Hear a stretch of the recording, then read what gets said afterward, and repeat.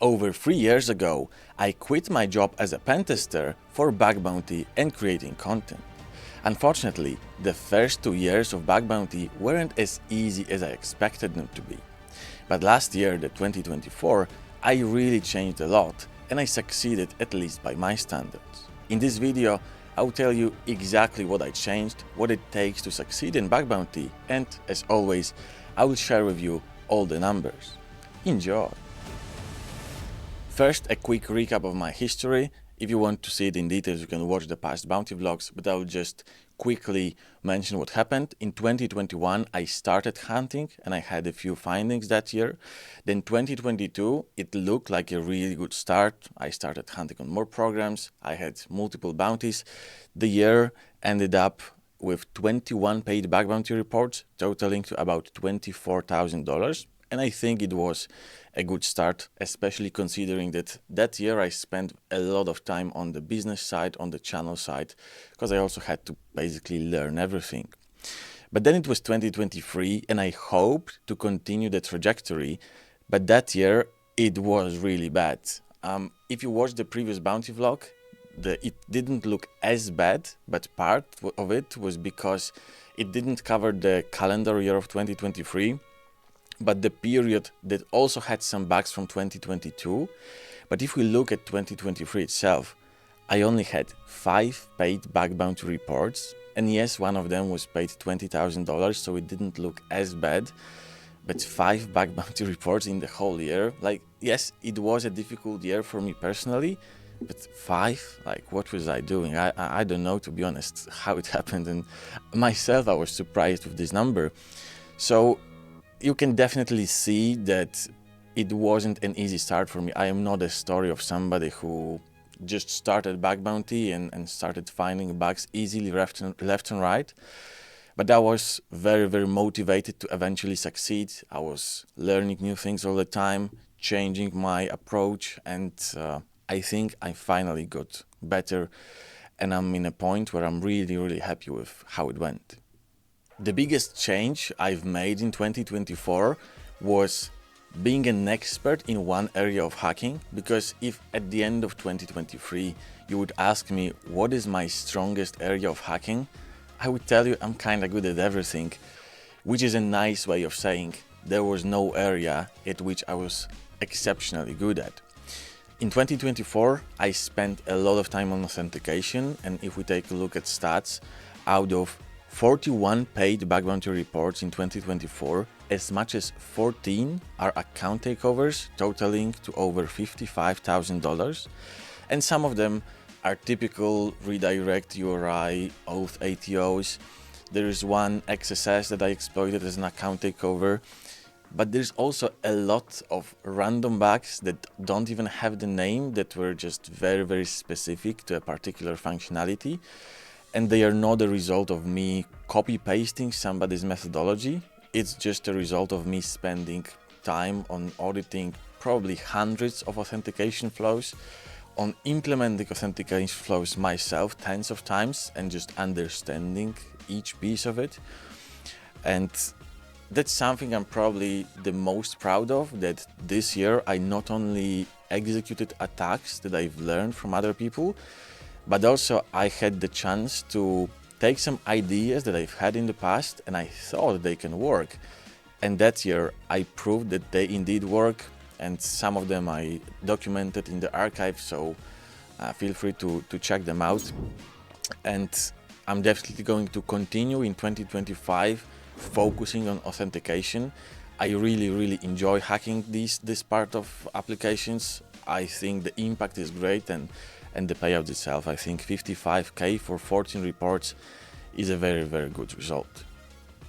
Quantity-wise, my second most commonly rewarded bug class in 2024 was privilege escalation bugs, which I wouldn't say is a part of my style.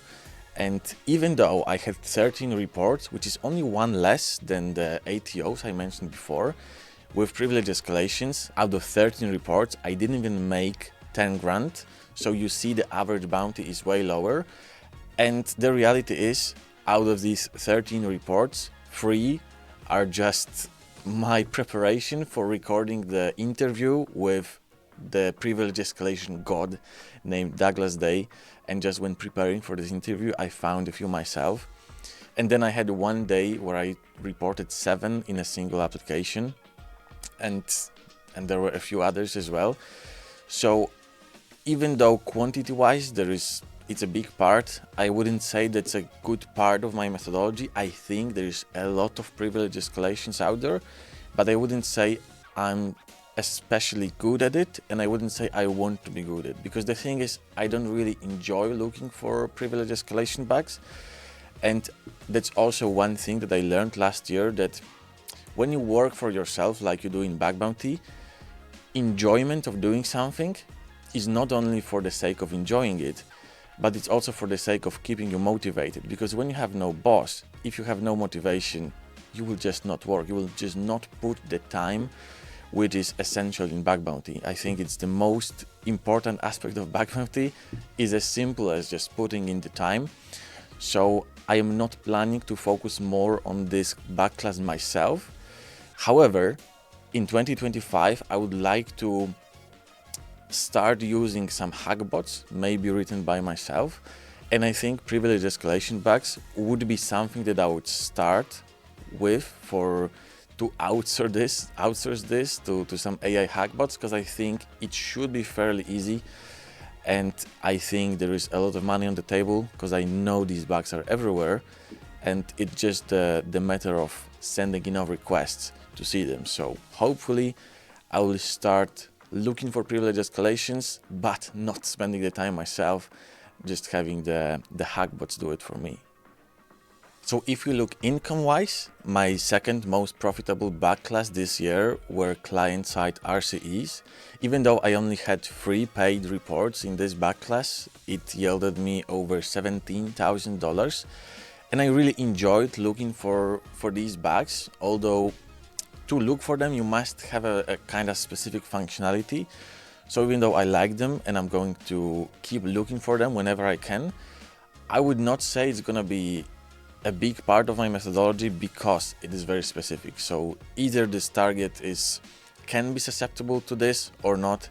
So I wouldn't say that's something that I'm going to focus on a lot next year. Maybe if I would, it would be more in terms of target selection rather the actual hacking style.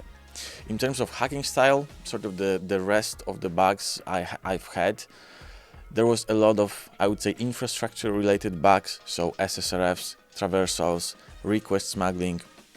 These bugs, I have to say, I really like them, and I think I should focus more on them, because I just enjoy looking for these bugs. I think I could automate some of the checks. Maybe I should look for some 0 days, and also the impact of this bug is great. And this is sort of my resolution for this year as well. Of course, I will keep authentication as my main bug class, and I'm gonna keep this as my priority.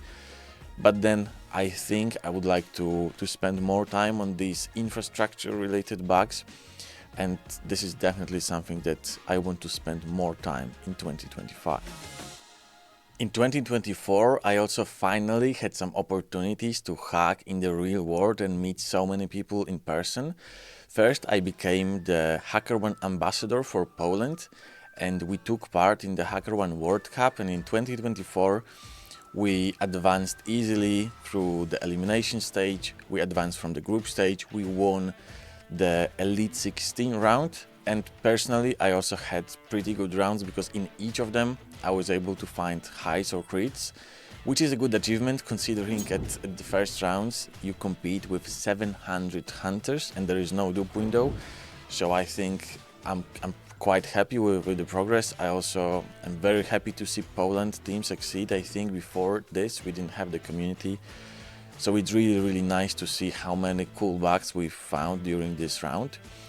But then individually, I also had the chance to participate in 2 HackerOne live hacking events in Las Vegas and in Edinburgh. And it was amazing, because I met so many people that I've known for years, but only from the internet, only from online.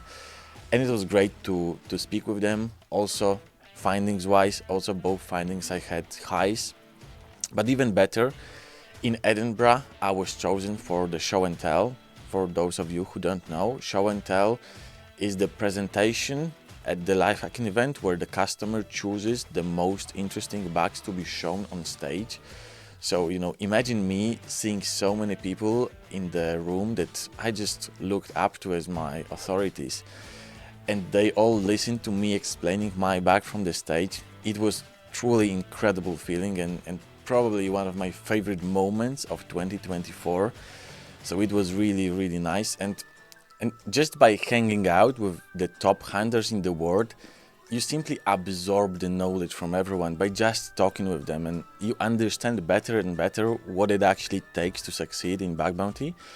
I would say for me that the biggest lesson is that at this level, everyone has a very, very good technical knowledge, but it's finding the applications that's the hard part. Sometimes it's just doing good recon, but other times everyone knows the application, but one person, maybe they bought the subscription and bypassed the paywall.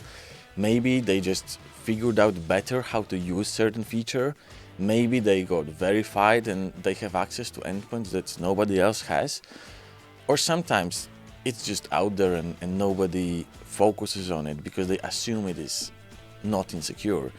So this is the biggest lesson for me. It's a very good way to put it, is how Douglas wrote it in his blog post. Finding bugs is easy, finding scope is hard.